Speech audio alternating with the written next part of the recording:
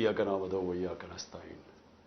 मेरे पाकिस्तानियों, आज कल एक बहुत मुनज़्ज़म प्रोपेगेंडा चल रहा है और मैं इसलिए आज आपके सामने कोई चीज़ें रखना चाहता हूं कि लोगों को ये पता तो चले कि हर चीज़ की दो साइड्स होती हैं, दो पहलू होते हैं हर चीज़ के। एक जज कभी फैसला नहीं करता जब तक वो दो साइड्स को सुन नहीं लेता। तो कौम एक जज बनी हुई है। इस वक्त कौम के सामने एक चीज़ रखी जा रही है कि तहरीक इंसाफ ने तोड़ फोड़ की, कोर कमांडर का घर जला दिया, रेडियो पाकिस्तान पेशावर जला दिया और नुकसान पहुंचाया। तो मैं इसके लिए चाहता था कि आज मैं आप बड़े आराम से जो मेरी साइड है, जो हमारी साइड है, वो मैं आपको बताऊं। मसला हमारा सबसे बड़ा क्या है कि जो भी तहरीक इंसाफ का कारकुन या सपोर्टर या उसका कोई ओहदेदार, तकरीबन सबको पकड़ के जेलों में डाल दिया। और अगर जो जेल में नहीं अभी तक डाले, वो सब अंडरग्राउंड चले गए, वो घरों से बाहर चले गए क्योंकि उनके घर पे छापे पड़ रहे हैं। तो इसलिए मेरा पूरा इंफॉर्मेशन लेना मुश्किल भी है। और तो जो इंटरप्शन के बाद मैं फिर आगे आता हूं, लोड शेडिंग हो गई थी। तो अब हो क्या रहा है, हमारे लिए इंफॉर्मेशन लेना बड़ा मुश्किल है। हमें इतना पता है कि 25 हमारे लोगों को शहीद किया गया गोलियां मार के।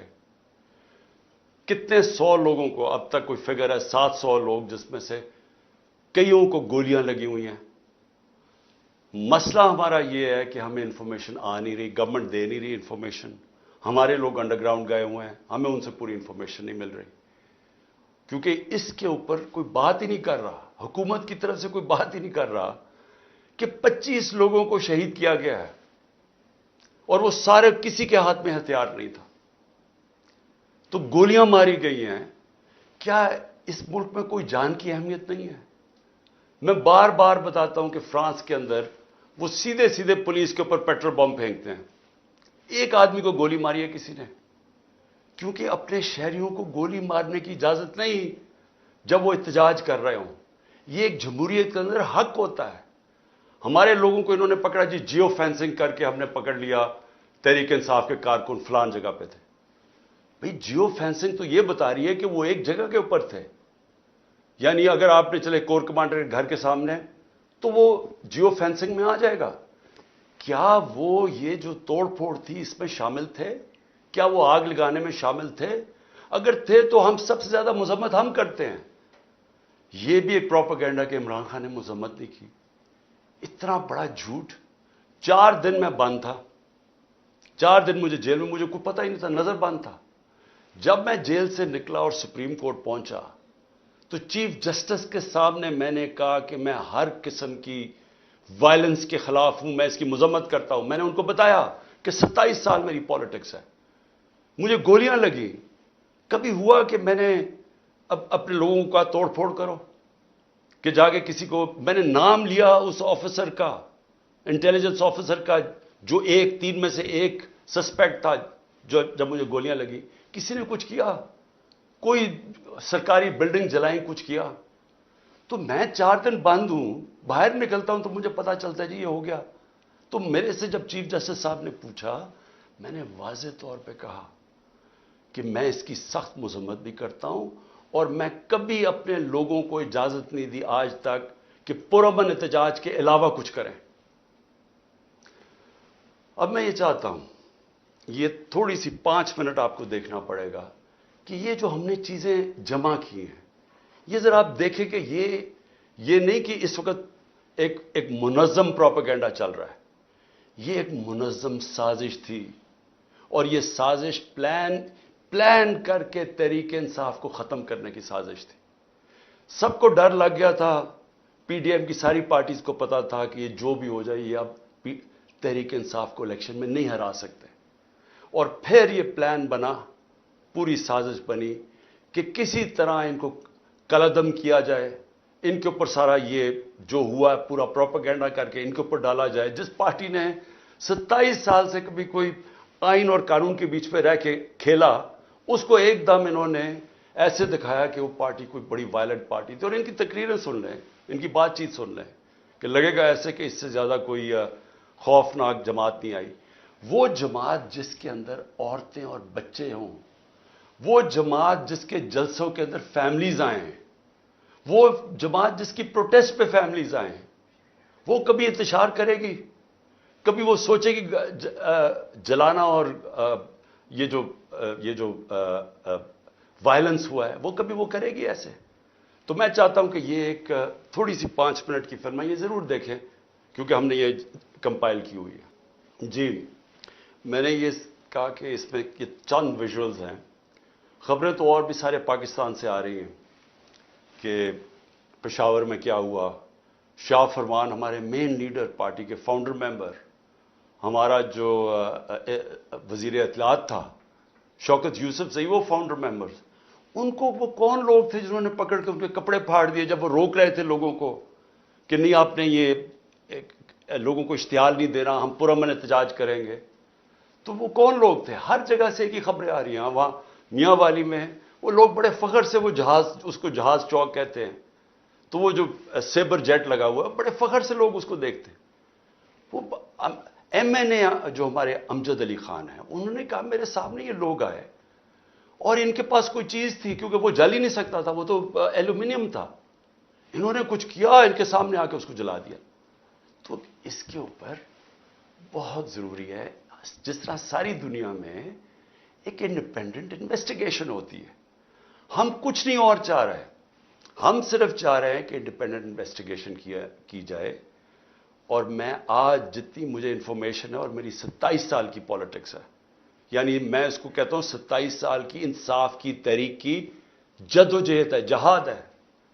میں یہ چاہتا ہوں کہ ایک جب بھی یہ انویسٹیگیشن ہوگی، میں ابھی آپ کے سامنے پیشن گوئی کرتا ہوں کہ نکلے گا کیا. مجھے پولیس سے بھی پکڑوا سکتے تھے، میں ہائی کورٹ، اسلام آباد ہائی کورٹ کی بلڈنگ سے باہر نکلتا، وہاں پولیس ہی پولیس تھی، وہ پولیس مجھے پکڑ لیتی. ہمارے پاس تو کوئی لوگ نہیں تھے، باہر بھی پکڑ سکتے تھے. کیا ضرورت پڑی تھی کہ میں وہاں بیٹھا ہوں، توڑ پھوڑ کر کے جس طرح اٹیک کیا رینجرز نے، جس طرح لوگوں کو مارا، وکیلوں کو مارا. وہ بیچارہ وہاں عملہ تھا، اس کے اندر جو بایو میٹرک ویریفیکیشن کا عملہ بیٹھا ہوا تھا، ان کی مشینیں تھیں، ان کو مارا، مشینیں توڑ دی. ہم کون تھے وہاں؟ کچھ دہشت گرد بیٹھے ہوئے تھے، مجھے مارا. اور پھر جس طرح پکڑ کے لے کے گئے، ساری دنیا میں جب اس کے امیجز آنے تھے تو کیا اس کا ری ایکشن نہیں آنا تھا؟ لیکن ری ایکشن شاہ محمود قریشی کہہ رہا ہے کہ پرامن احتجاج. اسد عمر جو ہمارے سیکرٹری جنرل ہے وہ کہہ رہے پرامن، یاسمین راشد کہہ رہی ہیں، اور وہ ادھر شاہ فرمان، ساری جگہ سے لیڈرشپ کہہ رہی ہے پرامن احتجاج. مجھے جیل میں ڈال دیتے ہیں، مجھے پتہ نہیں چلتا کیا ہوتا ہے. تو کیا یہ جن لوگوں نے یہ پلان کر کے، ریڈیو پاکستان کی بلڈنگ کیسے جل گئی؟ احتجاج تو کہیں اور ہو رہا تھا، ادھر کون پہنچ کے کس نے بلڈنگ جلا دی؟ سی سی ٹی وی کیمراز ہیں ادھر. وہ جو آدمی اشتعال دلوا رہا ہے لوگوں کو کور کمانڈر کے گھر کے باہر، اور جیسے ہی لوگ اندر جاتے ہیں خود بھاگ جاتا ہے. ان کے تو آپ نادرا کے ڈیٹا بیس میں آپ اس کو پتا چل سکتا ہے وہ کون آدمی تھا. تو کیا کوئی کسی قسم کی کوئی انویسٹیگیشن کے بغیر ایک ون سائیڈڈ کنٹرولڈ میڈیا کے اوپر پروپیگنڈا چل رہا ہے؟ مجھے پکڑا، انٹرنیٹ سروسز بند کی، سارے میڈیا کے اوپر کنٹرول کر لیا، اور کنٹرول میڈیا کے اوپر پہلے سے ون سائیڈڈ پروپیگنڈا چلنا شروع ہو گیا کہ پی ٹی آئی نے کتنا ظلم کیا. موقع ہی نہیں دیا ہمیں اپنا موقع پیش کرنے کے لیے، سب کو پکڑ کے جیلوں میں ڈال دیا. میں اکیلا جو سپریم کورٹ کے بعد جب مجھے رہا ہوتا ہوں، پہلے مجھے 3 گھنٹے اسلام آباد ہائی کورٹ کے اندر بند کر دیتے ہیں کہ جی راستہ ہی نہیں صاف. وہ اگر وہ رات کے 11 بجے میں وہاں سے نکلتا ہوں، حالانکہ فیصلہ 6 بجے آ گیا تھا، میں بیٹھا ہوا وہاں. اس کے بعد ہمارے لوگوں کو ہر کسی کو پکڑ لیتے ہیں. میں یہ سوال پوچھتا ہوں کہ کس دنیا میں ایسے ہوتا ہے کہ ساری سینئر لیڈرشپ کو پکڑ لیا؟ وہ بھی جو لوگ کہہ رہے تھے کہ پرامن احتجاج ہونا چاہیے، ان کو بھی پکڑ لیا. وہ لوگ جنہوں نے ہمیشہ بات کی کہ ہم پی ٹی آئی آئین اور قانون کے بیچ میں رہنا چاہتے ہیں، سارے آج جیل میں ہیں، ساری سینئر لیڈرشپ جیل میں، یہ چھپی ہوئی ہے. اور پھر کارکنوں کو پکڑ لیا، لیکن کارکنوں کو نہیں صرف پکڑا، جو بھی سپورٹرز تھے ان کو پکڑ لیا. یعنی یہ انتہا تھی کہ پچھلی اتوار کو ہم نے تحریک انصاف نے ایک کال دی کہ پاکستان کو بچاؤ، آئین کو بچاؤ، پاکستان بچاؤ. اس کے اوپر لوگ اپنے پلے کارڈز پکڑ کے آئین بچاؤ پاکستان بچاؤ کھڑے ہیں، ان میں سے لوگوں کو پکڑ کے لے گئے. کبھی عورتوں سے، میں یہ بار بار کہتا ہوں، کبھی عورتوں سے یہ ظلم نہیں کیا جو ہم نے اس باری دیکھا کہ یعنی پلان کر کے عورتوں کو ذلیل کرنا. پرامن احتجاج، آئین ہمیں حق دیتا ہے، ہم کہیں بھی احتجاج کر سکتے ہیں. آئین نے یہ نہیں کہا کہ آپ ادھر احتجاج کر سکتے ہیں، ادھر نہیں کر سکتے. کہیں بھی پاکستان کے اندر ہم احتجاج کر سکتے ہیں اگر ہم سمجھیں کہ کوئی ناانصافی اور ظلم ہو رہا ہے. یہ ہمارا حق ہے، یہ آئین ہمیں حق دیتا ہے. یہ کہہ رہے ہیں جی کہ جو بھی پی ٹی آئی کا وہ آئین بچاؤ ملک بچاؤ پہ کھڑے ہوئے ہیں ان کو بھی پکڑ کے جیلوں میں ڈال دیا.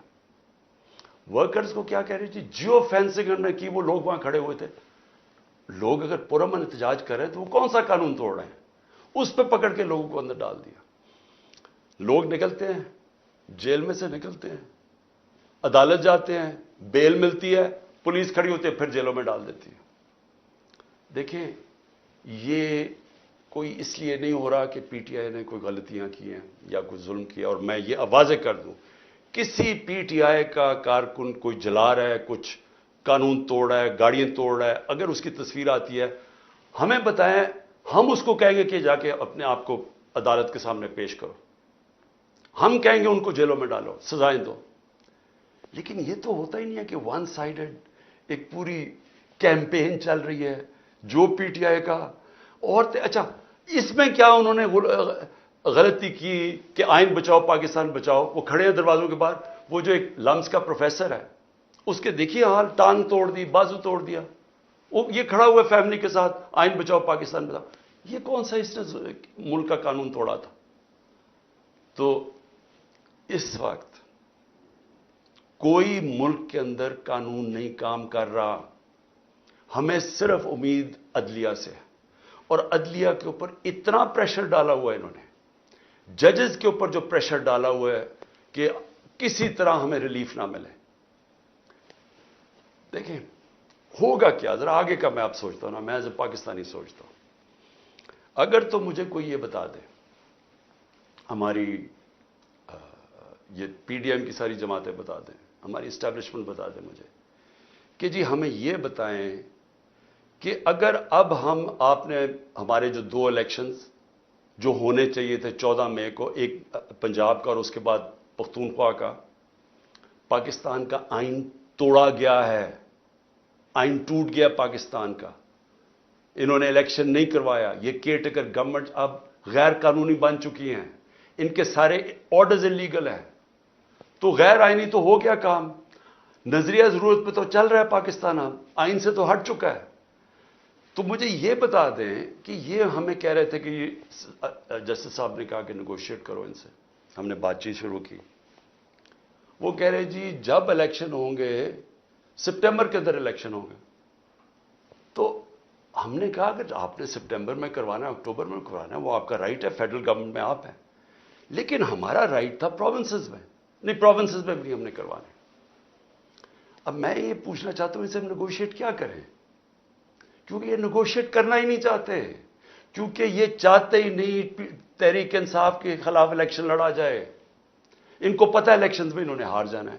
سو یہ جو سارا سازش ہو رہی ہے، یہ ہو ہی ایک وجہ سے رہی ہے کہ تحریک انصاف الیکشن لڑنے کے قابل ہی نہ رہے. اور پھر یہ اپنی طرح جب یہ سمجھے کہ پی ٹی آئی اب بالکل دب چکی ہے، تب یہ الیکشن کروا کے جیت جائے اور پھر واپس آ جائے. تو اسٹیبلشمنٹ سے بھی میں پوچھتا ہوں کہ اس سے ملک کو کیا فائدہ ہے؟ چلے میں مان گیا پی ڈی ایم آگی، وہ تو ابھی بھی بیٹھی ہوئی ہے، لیکن پاکستان کو